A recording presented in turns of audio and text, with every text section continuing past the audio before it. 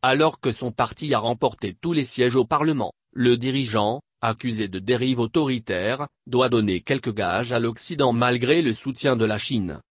Après avoir rétabli au Cambodge un système de facto à parti unique, le Premier ministre Hun Sen a décidé de se montrer quelque peu magnanime. 14 militants de l'opposition qui étaient emprisonnés depuis 4 ans ont été libérés, mardi 28 août, après que le chef du gouvernement eut demandé un pardon royal à Sa Majesté Sihamoni, le fils du prince Sihanouk.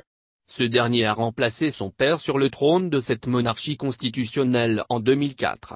Mais la demande n'était qu'une pure formalité. Les prisonniers avaient d'abord envoyé des lettres d'excuses à Hun Sen, l'indéboulonnable Premier ministre depuis 33 ans. L'élargissement de ses opposants inculpés pour insurrection en raison de leur participation à de violentes manifestations de rue en 2014, survient après la libération d'autres prisonniers de conscience. La semaine dernière, la célèbre activiste Tevani, qui en était à sa 4e incarcération après avoir défendu, en vain, des habitants de Phnom Penh chassés de chez eux pour laisser la place à des projets immobiliers, a été pardonnée, lundi 20 août, alors qu'elle devait encore purger 6 mois d'une peine d'1 an et demi. 2 journalistes du service en langue khmer de la radio américaine Radio Free Asia, RFA, Hun Sen et Yang Sotirin, sont sortis de prison mardi matin. Emprisonnés depuis novembre 2017, ils étaient poursuivis en justice pour utilisation illégale d'un studio d'enregistrement.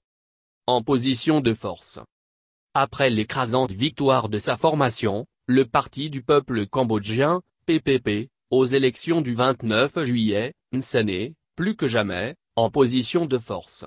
Il s'offre ainsi le luxe, comme l'avait anticipé un certain nombre d'analystes, de montrer à la communauté internationale qu'il n'est pas le tyran qu'on l'accuse d'être devenu, alors que son parti a remporté tous les sièges.